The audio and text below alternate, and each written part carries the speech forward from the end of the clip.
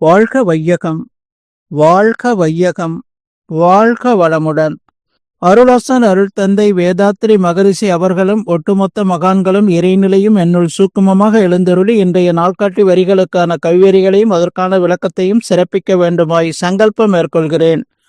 அனைவரையும் பணிவோடு முதற்கண் வணங்கி ஆரம்பிக்கலாம் என்றிருக்கிறேன். அனைவருக்கும் இனிய காலை வணக்கம். வாழ்க வளமுடன். சாமிஜியினுடைய இன்றைய நாள்காட்டி வரிகள்: தடுமாற்றம், சினம், கவலை, பேராசை நான்கும் வாழ்க்கைக்கு நன்மை தரும் வழிகளை அடைத்து விடுகின்றன என்று சாமிஜி நமக்கு இந்த நாள்காட்டி வரிகள் கொடுத்திருக்காங்க. இதற்கான கவிதை வரிகள்: சினம், கவலை எனும் இரண்டும் மனித வாழ்வை சீரழிக்கும் நச்சாகும் உணர்ந்து கொள்வோம். உடல் வலிவு, மனவழிவு, முயற்சி மற்றும் ஆராய்ச்சி குலைந்து போகும்.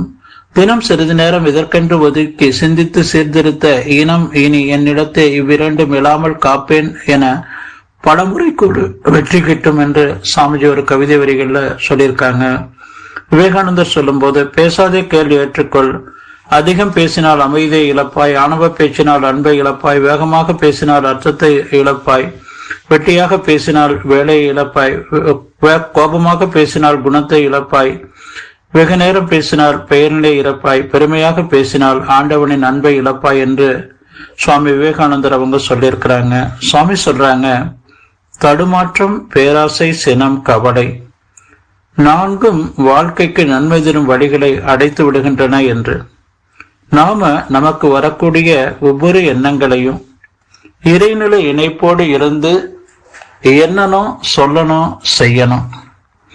அப்படி நாம அந்த எண்ணத்தை எப்பவுமே விழிப்பு நிலையோடு தூய்மையாக நமக்கு வரக்கூடிய ஒவ்வொரு உணர்வுகளையும், நம்முடைய மனதிலிருந்து வரக்கூடிய ஒவ்வொரு உணர்வுகளையும், அது தேவையா, பழக்கமா, சூழ்நிலையா, பிறர்மல தூண்டுதலா, கருவமைப்பா, தெய்வீகமா என்ற அந்த 6 அடிப்படையில நமக்கு வரக்கூடிய அந்த எண்ணங்களை, தேவை, தெய்வீகத்தை நாம நிறைவேற்றி, பழக்கம், சூழ்நிலை, பிறர்மல தூண்டுதல், கருவமைப்பு என்ற 4ல நல்லதை மட்டும் நாம செய்து வாழும்போது நமக்கு எந்த விதமான ஒரு தடுமாற்றமும் இருக்காது. அதோடு பேராசை உருவாகாது. சினம், கவலை என்பதே நாம இல்லாம வாழக்கூடிய ஒரு தெய்வீக வாழ்க்கை நமக்கு கிடைக்கும். நாம முரணான அந்த எண்ணங்கள் தான், அதை அப்படியே விட்டுட்டோம் அப்படின்னு சொன்னா அதுதான் பேராசையாக உருவெடுக்கிறது. அப்போ என்ன தூய்மை இருந்தாலே நாம அந்த ஆசை சீரமைக்க வேண்டிய அவசியமே கிடையாது.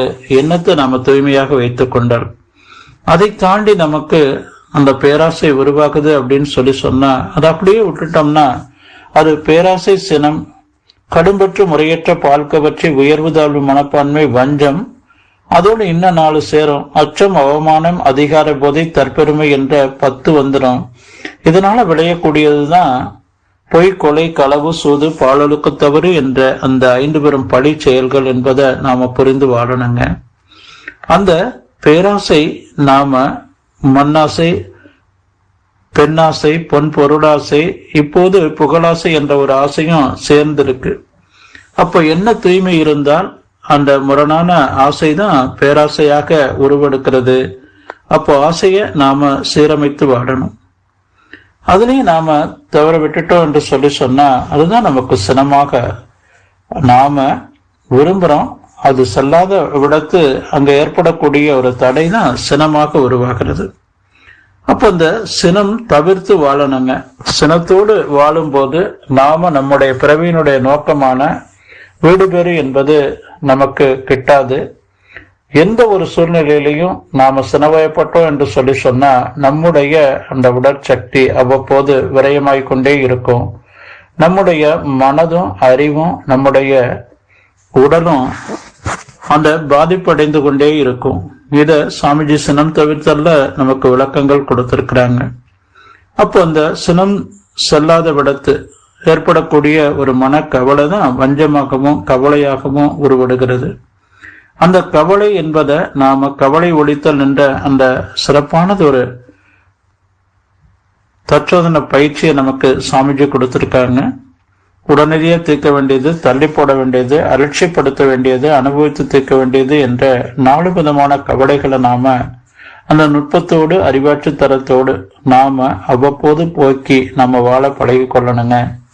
கணிதத்தில் எப்படி கூட்டல், கழித்தல், வகுத்தல், பெருக்கல் இருக்கோ அதே போல சுவாமி நமக்கு இந்த தடுமாற்றம், பேராசை, சினம், கவலை 4 நாம தவிர்த்து வாழ்றதுக்கு உண்டான பயிற்சியையும் விளக்கத்தையும் சாமிஜி நமக்கு கொடுத்திருக்கிறாங்க.